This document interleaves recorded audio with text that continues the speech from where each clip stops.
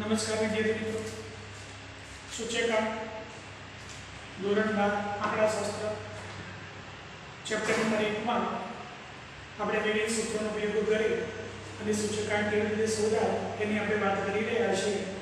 અગાઉના લેક્ચરની અંદર જીવન નિર્વાહ ખર્ચના સૂચકાંક અંગેની થોડીક આપણે વાતો કરેલી.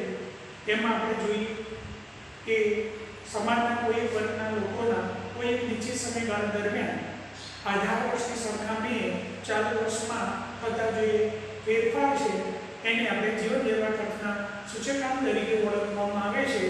હવે જીવન નિર્વાહ ખર્ચના સૂચકાંકને તૈયાર કરતી વખતે તમે કઈ કઈ બાબતો એ ધ્યાનમાં રાખશો એના સંદર્ભની આપણે વાત કરવાની છે. એના કેટલાક મુદ્દાઓ એ તમારે ધ્યાનમાં રાખવાના છે અને મુદ્દાઓને ધ્યાનમાં રાખી અને આપણે જીવન નિર્વાહ ખર્ચનો સૂચકાંક એ તૈયાર કરી શકીએ. તો કયા કયા મુદ્દાઓ આપણે ધ્યાનમાં રાખીશું તો એની ચર્ચામાં પહેલો મુદ્દો આવે છે હેતુ. તો જીવન નિર્વાહ ખર્ચનો સૂચકાંક તૈયાર કરતા પહેલા તમારે એ બાબત ધ્યાનમાં રાખવી કે આપણે કયા વર્ગને ધ્યાનમાં રાખી અને આપણે સૂચકાંક તૈયાર કરીએ છીએ. આપણે જોઈએ છીએ સમાજમાં વિવિધ વર્ગો જોવા મળે. માની લો કે એમાં કોઈ કામદાર વર્ગ હોય કે કોઈ ધનિક અથવા તો તવંગર એ વર્ગ હોય તો એને ધ્યાનમાં રાખી અને આપણે જો સૂચકાંક તૈયાર કરતા હોય તો એ બાબત તમારે ધ્યાનમાં રાખવાની.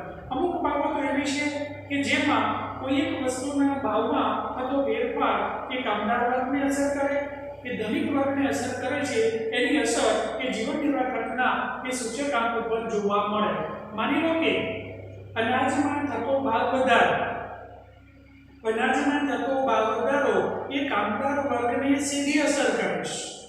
કામદાર વર્ગને સીધી અસર કરે છે જ્યારે ધનિક વર્ગને એની અસર ઓછી જોવા મળે છે. એટલે પહેલા આપણો હેતુ નક્કી હોવો જોઈએ કે કયા વર્ગને ધ્યાનમાં રાખી આપણે જીવન નિર્વાહ ખર્ચનો સૂચકાંક તૈયાર કરીએ છીએ. એટલે પહેલો મુદ્દો હેતુની સ્પષ્ટતા. આપણે પહેલો હેતુ સ્પષ્ટ હોવો જોઈએ તો આપણો સૂચકાંક એ સાચો આપણે નક્કી કરી શકીએ. બીજો મુદ્દો આપણે આવે છે વિદ્યાર્થી મિત્રો કૌટુંબિક અંદાજપત્ર અથવા તો જેની બજેટ તરીકે પણ આપણે ઓળખીશું. તો જીવન નિર્વાહ ખર્ચનો સૂચકાંક તૈયાર કરતા પહેલા આપણે જે તે કુટુંબના બજેટને પણ ધ્યાનમાં રાખવું પડે. હવે આપણે જાણીએ છીએ કે બધા કુટુંબોને આપણે સમષ્ટિ રીતે પસંદ કરી શકતા નથી, પણ એમાંથી કોઈ એક નિર્દોષ કુટુંબની આપણે પસંદ કરી અને કઈ કઈ વસ્તુઓને વપરાશ કરે છે એનું આપણે ધ્યાનમાં રાખી અને જો સૂચકાંક તૈયાર કરેલો હોય તો એ આપણે ઉપયોગી છે એવું આપણે કહી શકીએ. એટલે કુટુંબ જે પસંદ કરવામાં આવે નિર્દોષ. માની લો કે કોઈ એક ગામ છે એમાંથી 100 કુટુંબો રહેતા હોય તો એમાંથી આપણે 10 કુટુંબનો નિર્દોષ પસંદ કરવાનો અને એ કુટુંબ કઈ કઈ વસ્તુઓ પાછળ કેટલો ખર્ચ કરે છે એ તમારે પસંદ કરવો જરૂરી છે. બધા કુટુંબને આપણે ધ્યાનમાં લેવાની જરૂર નથી. યાદચ્છિક રીતે અમુક કુટુંબને પસંદ કરી જેને આપણે નિર્દોષ કુટુંબ તરીકે ઓળખીશું અને એ કઈ કઈ વસ્તુઓ પાછળ કેટલો ખર્ચ કરે છે એના આધારે આપણે કૌટુંબિક બજેટ એ પસંદ કરી શકીએ. હવે આપણે પણ જાણીએ છીએ કે જે તે કુટુંબમાં જે તે ચીજ વસ્તુઓ પાછળનો જે ખર્ચ છે એને પણ આપણે ધ્યાનમાં રાખવો પડે અને એને ધ્યાનમાં રાખી અને જો સૂચકાંક તૈયાર કરેલો હોય તો એ આપણને ઉપયોગી બને છે અથવા તો અસરકારક બને છે એવું આપણે કહી શકીએ. તો એને ધ્યાનમાં રાખી અને જે તે ખર્ચને આપણે જુદા જુદા 5 વિભાગમાં વહેંચવામાં આવે છે. કયા 5 વિભાગોમાં? તો એના માટે એ ખોરાક પાછળ કરવામાં આવતો ખર્ચ, કપડા પાછળ કરવામાં આવતો ખર્ચ, મકાન ભાડા પાછળ ખર્ચવામાં આવતો ખર્ચ, બળતણ પાછળનો જે ખર્ચ છે અને પરચુરણ. મોટાભાગે આપણા જે એક્ઝામ્પલ અથવા તો જે કોઈ દાખલાઓ આપણને આપવામાં આવેલા છે આ 5 ભાગમાં જે તે ખર્ચને વહેંચવામાં આવેલો છે. એ કોઈ એક કુટુંબ વિવિધ 5 ભાગમાં વહેંચી અને કુલ કેટલો ખર્ચ કરે છે એનો આપણે અંદાજ મૂકી એટલે અંદાજપત્ર તૈયાર કરી અને જો સૂચકાંક તૈયાર કરેલો હશે તો એ અસરકારક ઉપયોગી બની શકે છે. તો આ 5 ભાગ આપણે ધ્યાનમાં રાખીશું. ખોરાક પાછળનો ખર્ચ, કપડા પાછળનો ખર્ચ, મકાન ભાડા પાછળનો ખર્ચ, બળતણ પાછળનો ખર્ચ અને છેવટે આવશે પરચુરણ ખર્ચ. તો આ જુદા જુદા વિભાગો પાછળ કેટલો ખર્ચ કરે છે એનો અંદાજ મૂકી અને આપણે જીવન નિર્વાહ ખર્ચનો સૂચકાંક તૈયાર કરીશું. નેક્સ્ટ આવે છે વસ્તુઓની ભાવ પ્રાપ્તિ. હવે કૌટુંબિક અંદાજપત્ર તો આપણે તૈયાર કરી, હવે એના પાછળનો જે તે ખર્ચ થાય છે, હવે એ ખર્ચ અને જે તે વસ્તુઓની ભાવ પ્રાપ્તિ, આપણે કયા વસ્તુઓની પ્રાપ્તિ પ્રાપ્ત કરીશું એ આપણે ધ્યાનમાં રાખીશું. હવે આપણે બે પ્રકારના ભાવો આપણને જ્યાં જોવા મળે, એક જથ્થાબંધ ભાવ અને બીજા છૂટક ભાવ. હવે આપણે જો કાંદાર વર્ગને ધ્યાનમાં રાખી અને જો સૂચકાંક તૈયાર કરતા હોય તો મોટાભાગે એ જથ્થાબંધ વસ્તુઓ એ ખરીદવાનો નથી, એટલે જથ્થાબંધ ભાવો આપણને પ્રાપ્ત કરવાની જરૂર ઊભી થતી નથી, પણ મોટાભાગે એ છૂટક ભાવની એ ભાવ પ્રાપ્તિ આપણે કરી શકીશું અને એનો આપણે ઉપયોગ કરી શકીશું. હવે બીજો પ્રશ્ન એ થાય કે આવા છૂટક ભાવ પ્રાપ્તિ ક્યાંથી કરી શકીએ?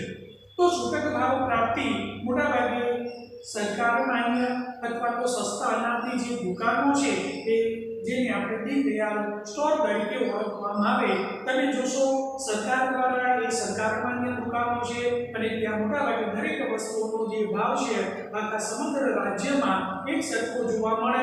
એની જે અનાજ આપણને પ્રાપ્ત થતા છે એ ઘઉંના કિલોના 2 રૂપિયા તો દરેક જગ્યાએ 2 રૂપિયા જોવા મળશે, ચોખાના 3 રૂપિયા તો એને 3 રૂપિયા જ જોવા મળે, પણ સરકારે બાંધેલો ભાવ છે એ છૂટક ભાવ છે અને એ ભાવ આપણે ભાવ પ્રાપ્તિ તરીકે લઈએ તો જ સાચો સૂચકાંક તૈયાર કર્યો છે એમ આપણે કહી શકીએ. તો કેટલીક વખતે એક ગુણનો એમસીક્યુ તમને પૂછાય કે જીવન નિર્વાહ ખર્ચના સૂચકાંક તૈયાર કરવા માટે કેવા ભાવો પ્રાપ્ત કરવામાં આવે છે? તો આપણો જવાબ હશે છૂટક ભાવ પ્રાપ્તિ. અને આ ભાવો ક્યાંથી પ્રાપ્ત કરીએ છીએ?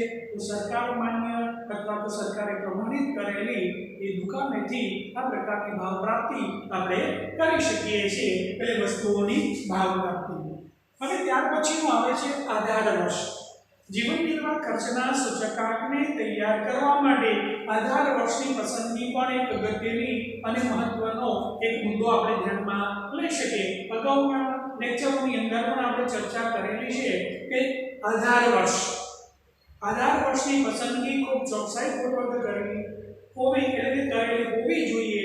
હવે આધાર વર્ષ કેવું હોવું જોઈએ? તો આપણે અગાઉ પણ ચર્ચા કરેલી છે વિદ્યાર્થી મિત્રો કે આધાર વર્ષ સામાન્ય કે પ્રામાણ્ય વર્ષ હોવું જોઈએ અને એ જ વર્ષ સામાન્ય કે પ્રામાણ્ય વર્ષમાં જે વસ્તુ હોય એના જ ભાવની આપણે પ્રાપ્ત કરી શકીએ છીએ, એના જ ભાવનો આપણે ઉપયોગ કરીએ છીએ. એટલે આધાર વર્ષ એ સામાન્ય કે પ્રામાણ્ય વર્ષ હોવું જોઈએ કે જ્યાં રાજકીય ઉથલપાથલો, કુદરતી આફતો કે માનવ સર્જિત આફતો ન રહેલી હોય એવા વર્ષને આપણે આધાર વર્ષની પસંદગી આપણે કરવામાં આવે છે.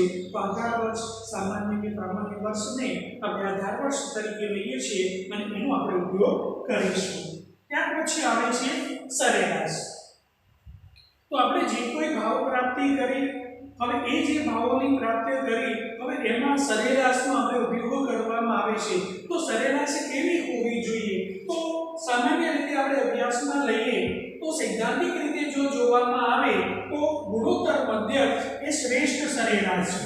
ધ્યાનમાં રાખજો વિદ્યાર્થી મિત્રો, એક ગુણનો એમસીક્યુ એ તમને મળી શકે છે.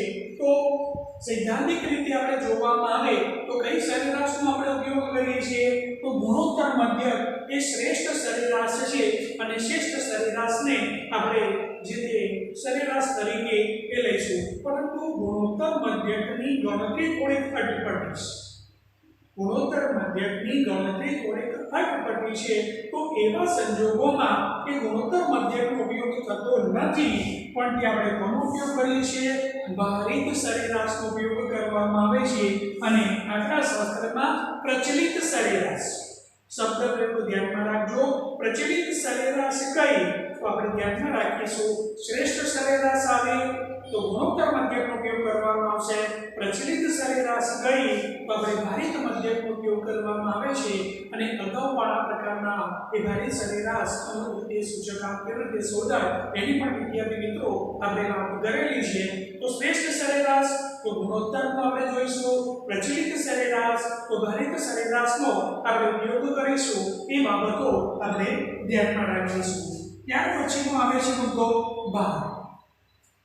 તો આપણે પણ જાણીએ છીએ કે આપણા જે કોઈ વસ્તુઓનો આપણે ઉપયોગ કરીએ છીએ દરેક વસ્તુ આપણા જીવનમાં મહત્વની નથી. દરેક વસ્તુને એને અલગથી એ મહત્વ આપવામાં આવે છે, અલગથી ભાર આવે છે અને જે ભાર આપેલો છે એ ભારનો આપણે ઉપયોગ કરીએ છીએ. દરેક વસ્તુને એક સરખું મહત્વ આપતા નથી. દાખલા તરીકે આપણે અનાજ અથવા તો ખાદ્યતેલ, તો આપણે પ્રાયોરિટી કોને આપીશું? અનાજને આપણે વધારે મહત્વ આપીએ છીએ, સિંગતેલને અથવા તો ખાદ્યતેલોને ઓછું મહત્વ આપવામાં આવે છે. તો અહીંયા ભાર, કેટલીક વખત એક ગુણનો પ્રશ્ન પણ તમને મળે કે ભાર એટલે શું? તો ભાર એટલે શું?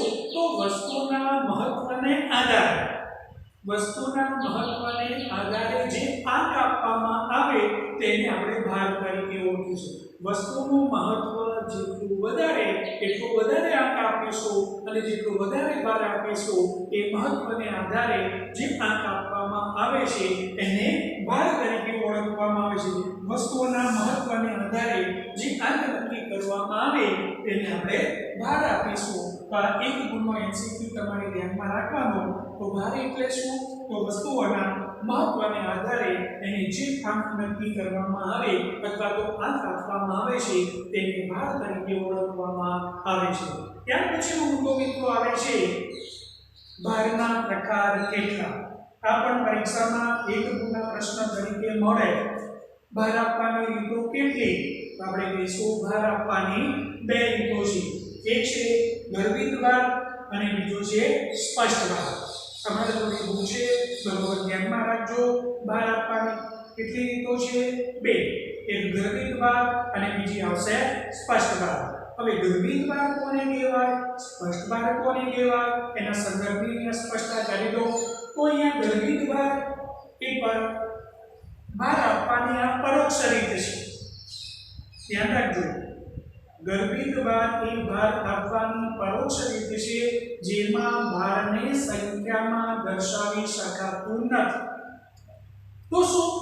તો એની પસંદગી માટે જેટલી જાતો પસંદ કરવામાં આવે એ બધી જ જાતો ત્યાં લખવામાં આવે. દાખલા તરીકે ચોખાની વિવિધ જાતો 5 જાતો પસંદ કરીએ તો 5 જાતો આપણે લઈશું. ચિરાસર હોય કે કમલ હોય કે બાસમતી હોય કે આવી જુદી જુદી જે જાતો છે એ જાતો પ્રમાણે એ પસંદ કરવામાં આવે છે. એને સંખ્યામાં દર્શાવવામાં આવતો નથી. જેની પરોક્ષ રીત છે, સંખ્યામાં દર્શાવી શકાતી નથી. જેટલી જાતો હોય એટલી પસંદ કરવામાં આવે છે. માટે ભાર આપવાની આ રીત ગર્ભિત ભાર તરીકે ઓળખવામાં આવે છે. સમજણ પડી ગઈ છે વિદ્યાર્થી મિત્રો? ત્યાર પછી આવે છે સ્પષ્ટ ભાર. તો સ્પષ્ટ ભાર એ શું છે? તો ભાર આપવાની આ પ્રત્યક્ષ રીત છે. ભાર આપવાની આ પ્રત્યક્ષ રીત છે અને એમાં શું કરવામાં આવશે? તો એને સંખ્યામાં દર્શાવવામાં આવે છે. માન લો કે આપણે 5 વસ્તુઓ પસંદ કરી છે તો દરેકનું આપણે પ્રમાણ અથવા તો ભાર આપી દઈશું. 5 નું કોઈ પ્રમાણ હોય, 3 નું હોય, 2 નું હોય, 1 નું હોય કે 1 નું, જેને સ્પષ્ટ રીતે આપણે કહીશું. સ્પષ્ટ રીતે જેને સંખ્યામાં દર્શાવવામાં આવે છે એ સ્પષ્ટ ભાર આપવાની રીત છે. આ તમને ખબર પડે. પહેલામાં જાતો પસંદ કરીએ છીએ, સંખ્યામાં દર્શાવાતું નથી. સ્પષ્ટ ભારમાં સંખ્યામાં દર્શાવવામાં આવે છે. પ્રત્યક્ષ રીત છે.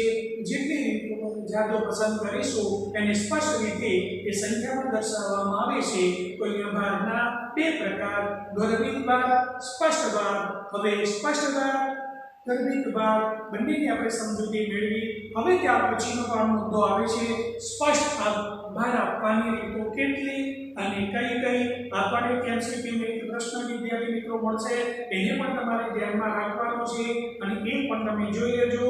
સ્પષ્ટ ભાર આપવાની રીતો કેટલી અને કઈ કઈ, તો આપણે ધ્યાનમાં રાખીશું. સ્પષ્ટ ભાર આપવાની બે રીતો, નંબર 1 કુલ ખર્ચની રીત અને નંબર 2 કૌટુંબિક બજેટની.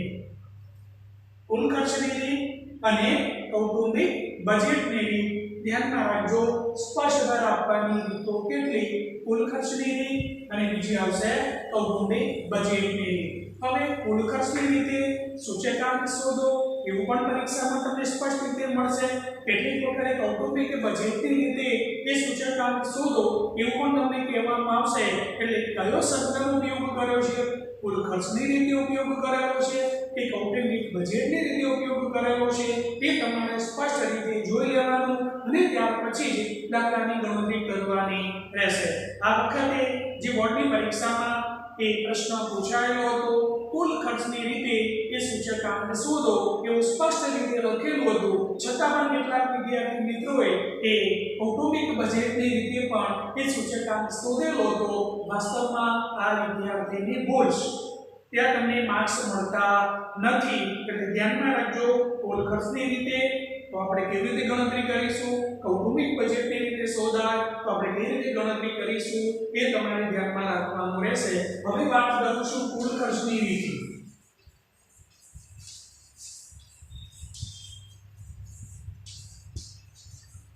કુલ ખર્ચની રીતે સૂચકાંક કેવી રીતે શોધવામાં આવે, એટલે કે જીવન નિર્વાહ ખર્ચનો સૂચકાંક કેવી રીતે શોધવામાં આવે. અગાઉ આપણે અભ્યાસમાં લીધેલી એ જ વાત અહીંયા ફરીથી અભ્યાસમાં આવે છે મિત્રો. હવે એના માટેના આપણે સંકેતો ત્યાં જોઈ લીધેલા હતા, P0 Q0 P1 Q1. આ બાબતોને તમે પરિચિત છો. એને લગતા કેટલાક દાખલાઓ પણ તમે ગણ્યા છે. આપણે પણ સ્વાધ્યાયના દાખલાઓની ગણતરી કરેલી છે. P0 શું કરશો, આધાર વર્ષનો ભાવ. Q0 શું, આધાર વર્ષનો જથ્થો. એ પ્રમાણે P1 ચાલુ વર્ષનો ભાવ. Q1 ચાલુ વર્ષનો જથ્થો. આ બાબતથી તમે પરિચિત છો વિદ્યાર્થી મિત્રો. હવે એનો ઉપયોગ કરી અને આપણે સૂચકાંક કેવી રીતે શોધાય એ પણ આપણે અભ્યાસમાં લઈશું. હવે કુલ ખર્ચની રીતે, હવે એમાં બે બાબતો કે કુલ ખર્ચ એ ચાલુ વર્ષના ભાવે કુલ ખર્ચ, આધાર વર્ષના ભાવે કુલ ખર્ચ, એની અગાઉ પણ આપણે વિદ્યાર્થી મિત્રો ચર્ચા કરી ચૂકેલા છીએ. અને એને ધ્યાનમાં રાખી અને કુલ ખર્ચની રીતે સૂચકાંક કેવી રીતે શોધાય તો અગાઉ આપણે 3 સૂત્રોનો અભ્યાસ કરેલો હતો. એ જ સૂત્રો ફરીથી અહીંયા કુલ ખર્ચની રીતમાં એ ઉપયોગમાં લેવાય છે. એમાં એક આવશે લાસ્પિયરનું સૂત્ર અને એક આવશે પાસેનું સૂત્ર. હવે લાસ્પિયરના સૂત્રમાં સૂચકાંક કેવી રીતે શોધાય એ તમને ખબર છે વિદ્યાર્થી મિત્રો. તો P1 Q0 અને P0 Q0 ગુણ્યા 100. ધ્યાનમાં રાખજો, ચાલુ વર્ષના ભાવને આધાર વર્ષના જથ્થા સાથે ગુણી એટલે જેને આપણે ચાલુ વર્ષનો કુલ ખર્ચ તરીકે ઓળખવામાં આવે. અહીંયા P0 Q0 આધાર વર્ષના કુલ ખર્ચ વડે એને ભાગવામાં આવે છે, ગુણ્યા 100 કરીશું એટલે પણ આપણને કુલ ખર્ચની રીતે એ સૂચકાંક પ્રાપ્ત થાય છે. ધ્યાનમાં રાખજો, આપેલી છે વિગત કઈ એના આધારે તમે સૂત્રની પસંદગી કરી શકો. હવે ત્યાર પછી આવે છે પાસેનું સૂત્ર.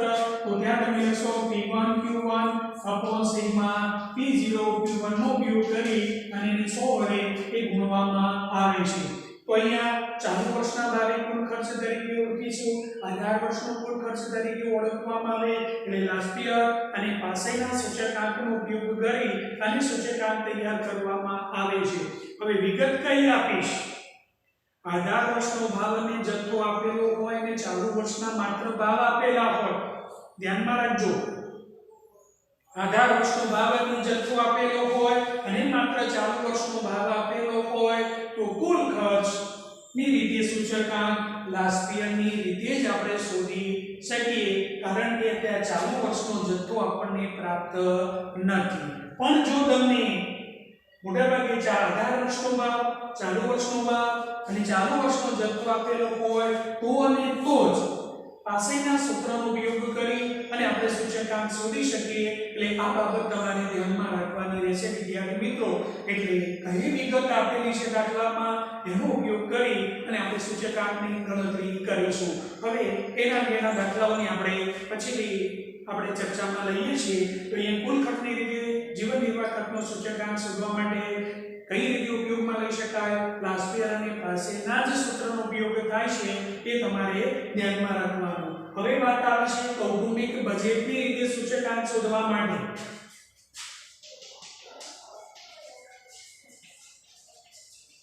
તો કૌટુંબિક બજેટની રીતે સૂચકાંક શોધવાનો હોય તો એવા સંજોગોમાં તમે શું કરશો તો તમે ધ્યાનમાં રાખજો, આપણે અગાઉ ભારિત સરેરાશનો રીતે સૂચકાંક શોધવાની આવે એ જ વાત અહીંયા ફરીથી આપણે રિપીટ થાય છે. તો ત્યાં સૂચકાંક શોધવાનું આવશે y બરાબર શું, એક સૂત્ર આપણે અભ્યાસમાં લીધેલું સિગ્મા IW સિગ્મા W, આનો આપણે ઉપયોગ કરી અને સૂચકાંક એ શોધી શકીશું. એટલે એટલે આ ભૂલ ન થાય એ ધ્યાનમાં રાખજો વિદ્યાર્થી મિત્રો, અને એનો ઉપયોગ કરી અને કૌટુંબિક બજેટની રીતે સૂચકાંક શોધવામાં આવશે. હવે કેટલીક વખતે તમને ભાર આપી દીધેલો હશે, ધ્યાન રાખજો, કેટલીક વખતે ભાર એટલે કે W તમને આપી દીધેલો હશે, તમને I કેટલીક વખતે આપેલો હોય, કેટલીક વખતે શોધવામાં આવે. હવે I શોધવા માટે આપણને ખબર છે વિદ્યાર્થી મિત્રો, I કેવી રીતે શોધાય? તો ચાલુ વર્ષના ભાવને આધાર વર્ષના ભાવ સાથે ભાગાકાર કરી 100 વડે તમે ગુણશો તો I બરાબર P1/P0 ગુણ્યા 100. ચાલુ વર્ષના ભાવને આધાર વર્ષના ભાવ સાથે ભાગાકાર કરી 100 વડે ગુણશો તો તમને I એટલે કે સૂચકાંક પ્રાપ્ત થશે. જેટલા વર્ષ અથવા તો જેટલી વસ્તુઓ આપેલી હોય એ દરેકનો આવી રીતે ઉપયોગ કરી અને આપણે ગણતરી કરીશું. હવે W એટલે કે જે ભારનો સરવાળો આપેલો છે એ આપેલો જ હોય. કેટલીક વખતે તમને જો આપેલો ન હોય તો W શોધવા માટે શું? તો ધ્યાનમાં રાખજો P0 Q0 આધાર વર્ષનો કુલ ખર્ચ. P0 એટલે આધાર વર્ષનો ભાવ, Q0 એટલે આધાર વર્ષનો જથ્થો, બંનેનો ગુણાકાર તમને કરશો તો તમને W પ્રાપ્ત થશે. એટલે કેટલાક દાખલાઓની અંદર માની લો કે તમને કહેવામાં આવે કૌટુંબિક બજેટની રીતે સૂચકાંક શોધો, પણ ત્યાં તમને W આપેલો નથી, એટલે ભાર તમને સ્પષ્ટ રીતે આપેલો નથી, તો એ શોધવા માટે શું? તો ત્યાં તમારે જોવાનું થશે આધાર વર્ષનો ભાવ અને આધાર વર્ષના જથ્થા વડે તમે ગુણશો એટલે તમને સીધું જ એ W પ્રાપ્ત થશે. તો અહીંયા આપણે એક થિયરિકલ પ્રશ્ન હતો કે જીવન નિર્વાહ ખર્ચના સૂચકાંકની ગણતરી માટે કઈ કઈ બાબતો તમારે ધ્યાનમાં રાખવાની, તો આ બધી બાબતો આપણે ધ્યાનમાં રાખી. છેવટે અગત્યનો અને મહત્વનો મુદ્દો આપણો ભારનો આવ્યો. તો ભાર આપવાની પણ આપણે બે રીતો જોઈએ, એક સ્પષ્ટ ભાર અને એક ગર્ભિત ભાર. સ્પષ્ટ ભાર આપવાની પણ આપણે બે રીતો જોઈ, કુલ ખર્ચની રીત અને કૌટુંબિક બજેટની રીત. એમાં પણ આપણે ડિટેલ્સમાં અભ્યાસ કર્યો કે કુલ ખર્ચની રીતે સૂચકાંક કેવી રીતે શોધાય. તો ત્યાં અગાઉ આપણે જે 3 સૂત્રો અભ્યાસમાં લીધેલા એમાં શરૂઆતના 2 સૂત્રો, એક લાસ્તિયરનું સૂત્ર અને બીજું પાસેના સૂત્ર, એમાંથી કઈ વિગત આપેલી છે એના આધારે તમે સૂત્રની પસંદગી કરી શકો અને એના આધારે એ તમે સૂચકાંક શોધી શકો છો. તો IR બરાબર શું? તો sigma P1 Q0 upon sigma P0 Q0 ગુણ્યા 100 કરશો અને આ P એટલે પાસેનું સૂચકાંક બરાબર sigma P1 Q1 upon sigma P0 Q1 ગુણ્યા 100. તો આ બંને સૂત્રોમાંથી કોઈ એક સૂત્રનો ઉપયોગ કરી જે વિગત આપી છે એના આધારે આપણે કુલ ખર્ચની રીતે સૂચકાંક શોધીશું. કુલ ખર્ચની રીતે માંગ્યું હોય તો કૌટુંબિક આ રીતે તમે શોધશો તો દાખલો સાચો નથી, ધ્યાનમાં રાખશો, પૂરા માર્ક્સ મળશે નહીં. કુલ ખર્ચની રીતે માંગ્યો છે તો કુલ ખર્ચમાં લાસ્તિયર અને પાસેના સૂત્રમાંથી જે વિગત આપી હોય એના આધારે તમારે શોધવાનું થશે. જો સ્પષ્ટ રીતે દીધેલું હોય કૌટુંબિક બજેટની રીતે તમે સૂચકાંક શોધો તો આપણે કૌટુંબિક બજેટની રીતે સૂચકાંક શોધવા માટે I બરાબર સિગ્મા IW ભાગ્યા સિગ્મા W નો ઉપયોગ કરીશું. કેટલીક વખતે તમને ભાવ આપેલા હોય, ચાલુ વર્ષના આધાર વર્ષના ભાવ આપેલા હોય તો તમે I શોધી લેજો, I શોધી લઈશું. ત્યાર પછી જો W આપેલું હોય, ભાર આપેલો હોય, મહત્વ આપ્યું હોય કે ક્રેડિટ આપેલો હોય એનો સરવાળો કરી એના વડે ભાગશો એટલે તમને કૌટુંબિક બજેટની રીતે સૂચકાંક મળે. કેટલીક વખતે W આપેલો ન હોય તો P0 Q0 આધાર વર્ષનો ભાવ, આધાર વર્ષના જથ્થાનો ઉપયોગ કરીને પણ તમે સૂચકાંક શોધી શકો છો. તો અહીંયા આપણે સ્પષ્ટ ભાર આપવાની બે રીતે કુલ ખર્ચની રીતે સૂચકાંક અને કૌટુંબિક બજેટની રીતે કેવી રીતે શોધાય એની આપણે ચર્ચા કરી. હવે નેક્સ્ટ લેક્ચરમાં આપણે એના દાખલાનો ઉપયોગ કરી કેવી રીતે ગણતરી થાય એની આપણે વાત કરીશું.